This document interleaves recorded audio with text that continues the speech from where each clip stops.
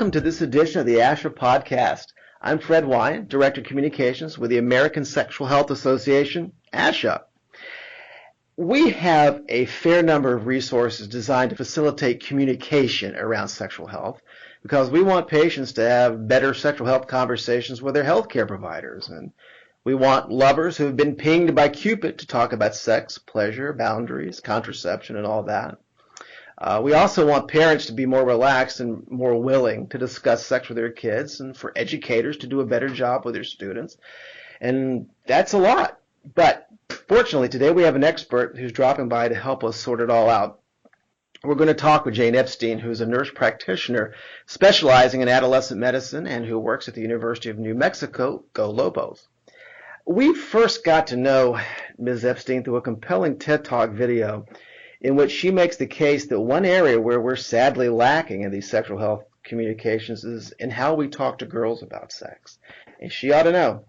A graduate of Yale, Ms. Epstein is a clinician who sees teenagers at a high school-based health clinic where, as part of a comprehensive healthcare services, she provides sexual health care, including contraception services to teens. So, Jane Epstein, welcome to the podcast.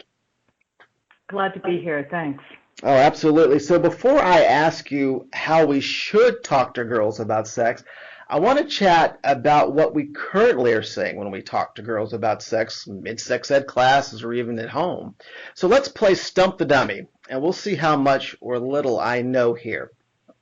I'm guessing we talk to girls about their periods, pregnancy, so a good bit about contraception, maybe a dash of STIs and HIV added to the mix, and a general primer on anatomy. How close am I? Pretty close. Sex ed curricula vary enormously, and so it's hard to say what exactly is being taught. I mean, classes vary even by teacher within one school, despite the fact that there are statewide standards in every state. So some curricula still stress abstinence only, and they're narrow in scope and sort of infamous for giving misinformation. Mm-hmm. Others are what we call comprehensive, which means they discuss birth control and they may go into LGBTQ issues and relationships. But for me, I wonder, what is the Uber message that we want teens to absorb, especially girls? And here's my wish list for sex ed, both in classes and from society and from the home. That they learn that consensual sexual activity is a healthy and pleasurable part of life, not just something that might make you pregnant when you don't want to be or is going to give you STDs. That they're taught acceptance and tolerance of others. There's a huge range of sexual and gender behavior, desire, expression, orientation, etc. I hope that they learn that communication about sex is paramount. You know, we talk about communication about consent in birth control, but also we need to stress communication about sex, about the actual sex. And one more, I hope that girls feel empowered around their sexuality, that they find their voice within their sexuality. Let's spend a little time on pleasure, which is something that was not on the list I rattled off, and certainly nothing that we talked about, as I recall, from my own sex ed classes. First off, at what age should we start talking about desire and pleasure and orgasm? Good question. I think, like most education on sex, talk about pleasure needs to start early and be age appropriate. So what does that look like? Well, if you have the 4-year-old coming to you and asking where do babies come from, you're going to introduce the topic of sex, and that it's sex that is for making babies. But we can also say that sex is also something that is fun and feels good to adults in a relationship. Very simple concept of pleasure. By fifth grade, usually most students are getting some kind of basic sex ed. Now, for boys, they are talking about erections and wet dreams. That's the organ and the orgasm, right?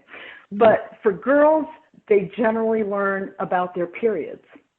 So what if girls learned about their clitoris and sexual functioning?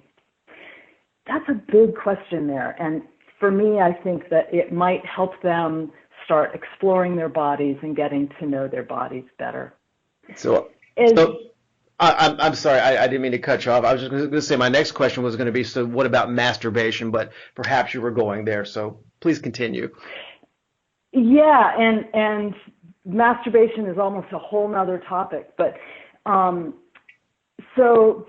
you know, when kids get to be teenagers, that's when the topic of pleasure really needs to be talked about with them. And this is the time to seize the opportunity to talk to your daughters and your sons.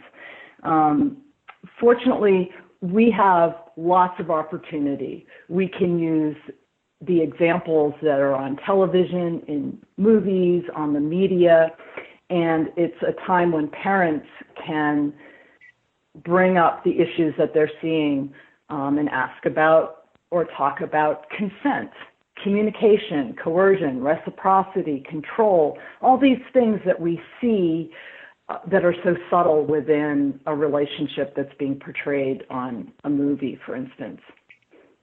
So how do we frame pleasure? Is it something that's merely good and desirable? Do we really push it out there as a right, something that you should really, robustly claim? That is a really good question.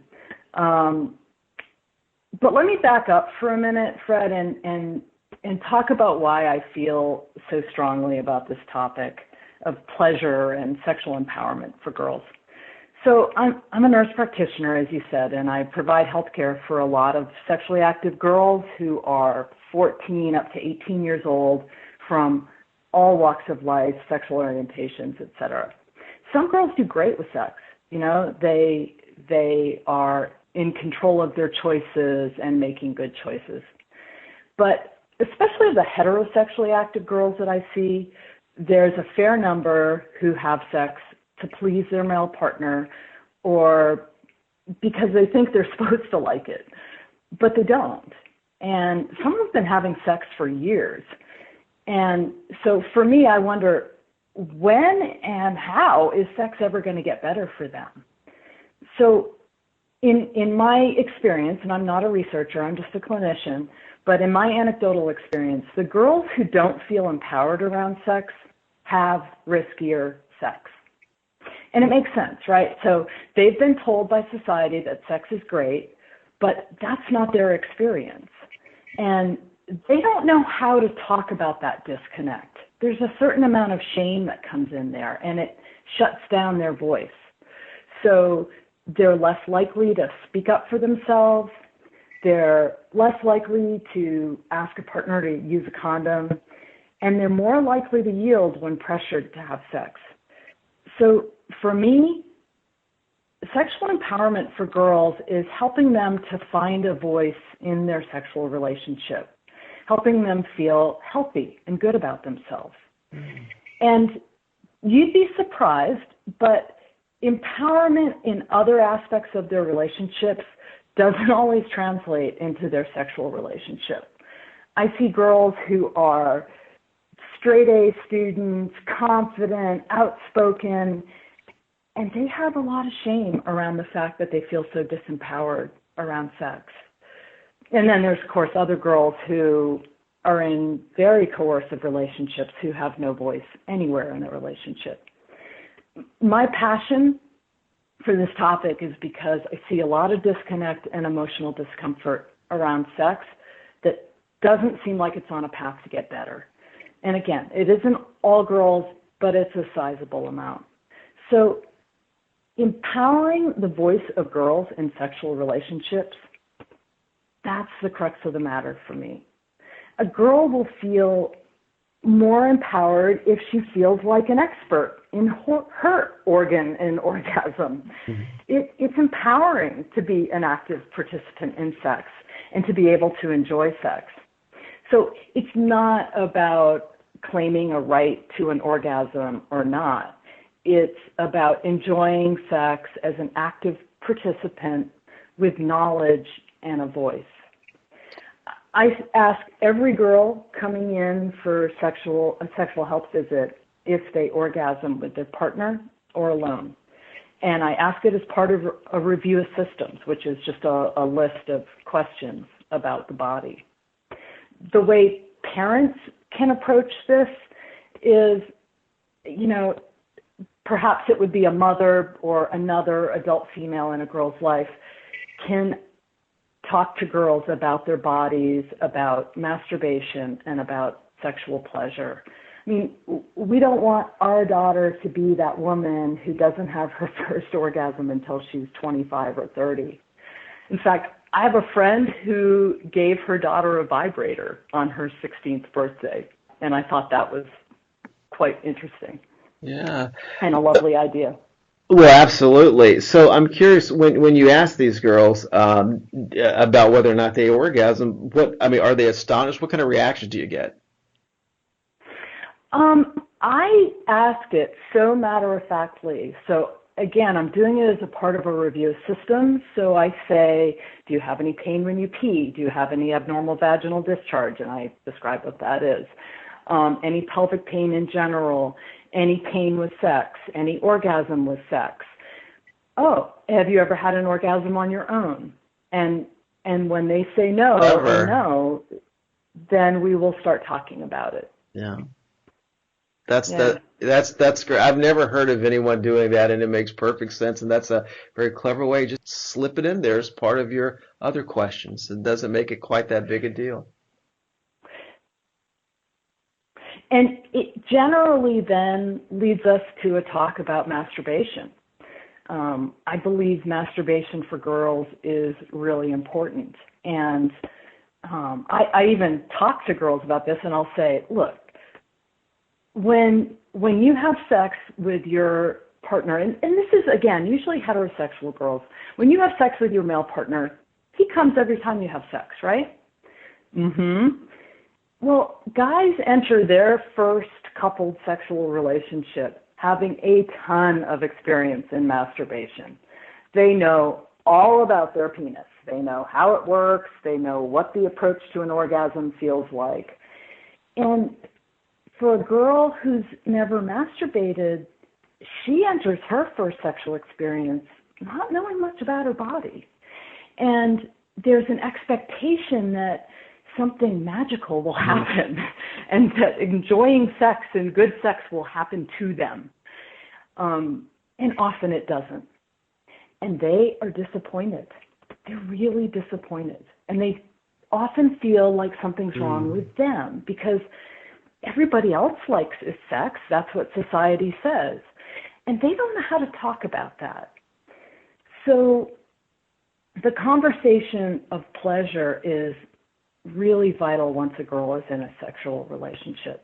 I talk to girls about masturbation, and I tell them that it's important for them to learn about their bodies, to learn about having sex with themselves first.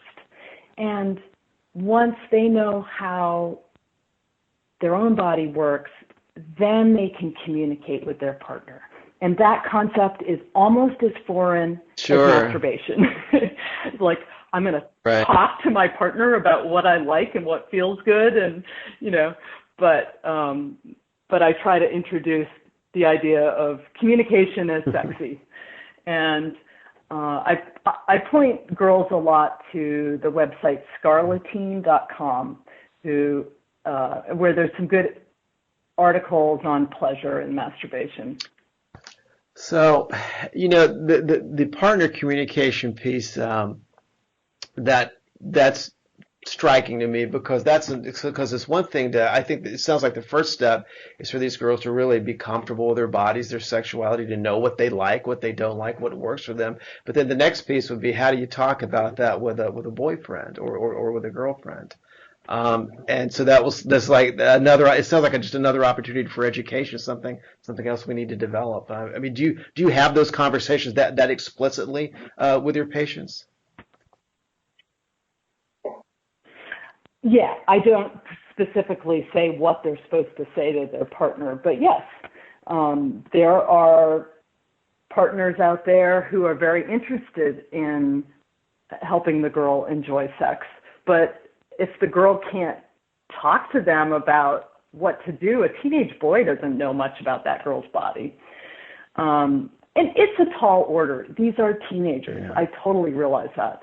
But if we lay down the foundation and the roadmap, that's the start of the journey, right? There you go. Let's talk a little bit about LGBT issues, and we've touched on that just lightly. But again, going back to my own sex ed classes, we really had no mention of that I can think of. And I mean, there's a lot to it. So, I mean, within the context of everything you've talked about, is there anything different that we would say to an LGBT kid? Sure. First off, I think as a middle-aged woman who didn't hear the word homosexuality in her sex ed class, I have a lot to learn from these kids. And so I ask a lot of questions. They have a lot to teach me. My responsibility is to learn, and to learn the lexicon, to educate myself, because the issues aren't new, but talking about it is new. And then there are a few things to really focus on with the LGBTQ kids. First of all is putting their reality within a context, so normalizing their reality. And by that I mean to explain that sexuality and gender, this is more important for the younger kids, sexuality and gender identity, desire, expression, behavior, they all exist on a continuum. And what they feel and experience and identify with is part of that normal expression. And giving them the message that basically any sexual behavior is okay if it's mutually consensual. And then it's very important to pay attention to their safety. So having the discussion with them, who is it safe to be out with and who is not safe. Sometimes I see that teens really want to tell people, and some people are just not ready to hear it and keep that kid safe. We want to ask about their specific behaviors. I have quite a few high school-aged gay males who are going on Grindr and hooking up with older men, for instance, and that they're having unprotected anal sex. So I want to know the details of some of their behavior so that I can help keep them safe. We have pre-exposure prophylaxis for HIV now, so can I get them on those medications or help them think about condom use, et cetera. And then we know that there are higher rates of depression and suicide among LGBTQ youth, and mental health screening is really important.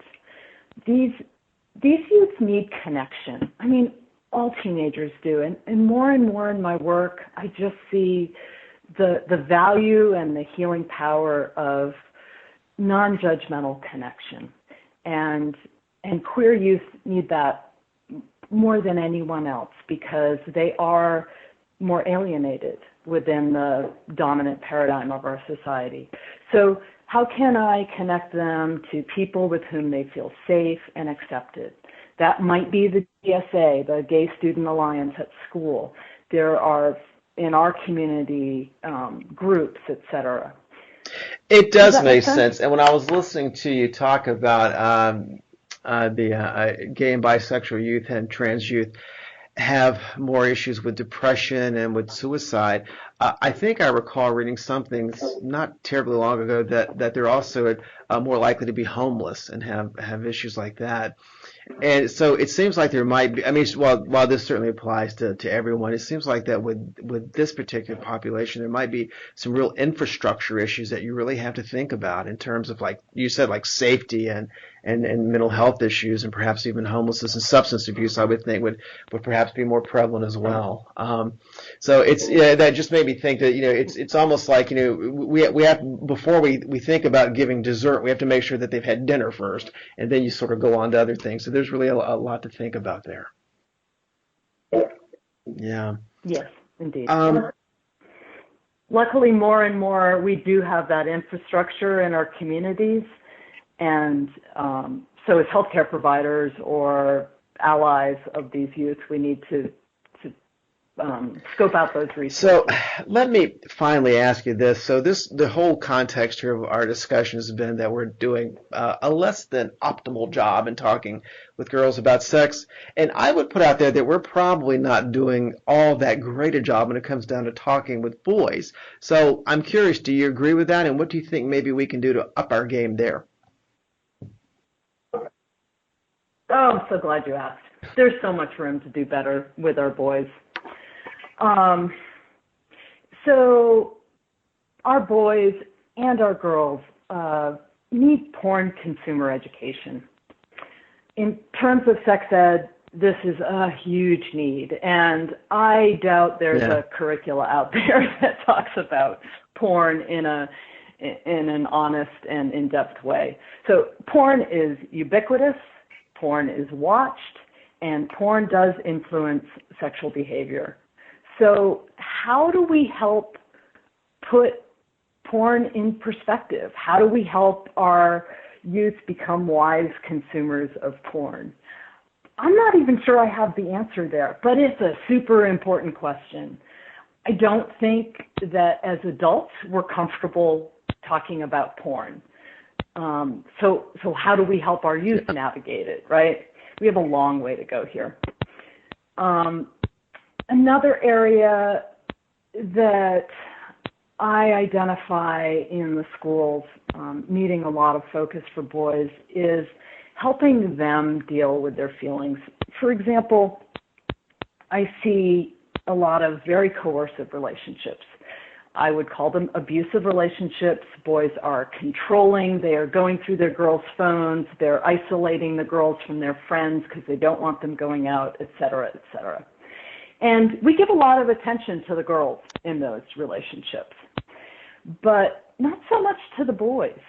And those are boys who need a lot of help, and so they're having insecurities and jealousies and feeling out of control. And so going to one of those teen boys and saying, hey, it sounds like you feel really out of control and worried that your girlfriend will cheat on you. That must be so hard. What's that like for you? And giving them a place to talk about what's going on and some counseling around emotional intelligence, I guess I would say. And then I think the other area that we can talk with boys about is just simply lobbing out the question, how do you be a good sexual partner? What's that mean to you? Just asking the question is a great conversation starter, and one doesn't usually know where it's going to go, but they have interesting responses to that. And that kind of leads into the issue of consent. So with boys, I'll often say, consent has been in the media a lot lately. It's this big topic of discussion, right? You've heard about this? Yeah. So tell me, because I don't really know, how do you get consent before you have sex with your partner? And sometimes I get an answer like, well, I text her and say, do you want to have sex? And she says, yeah, come pick me up. And I'm like, okay, you got consent. But sometimes they'll say, well, you can just tell. And I'll say, well, how can you tell?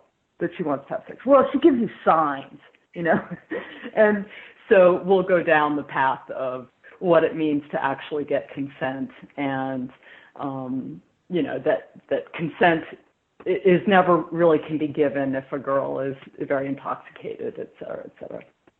So those are some of the conversations that I think are important to have. Well, and I think this is such a broad topic that we probably really need to revisit this. So I'm hoping that you and I can chat again.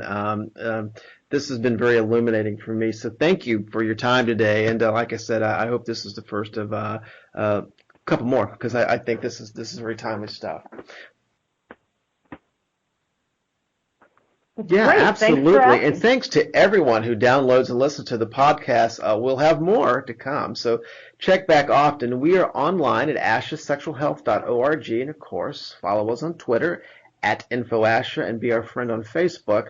And for those of you who downloaded this off of the ASHA website, I mentioned in the beginning that Ms. Epstein is featured in a TED Talk video, and so we're going to have a link to that video on this podcast page. So be sure to take a look at that as well. So thank you again, Jane Epstein. Thanks to everybody who checked us out. And until next time, this is Fred Wine for ASHA. So long, everybody.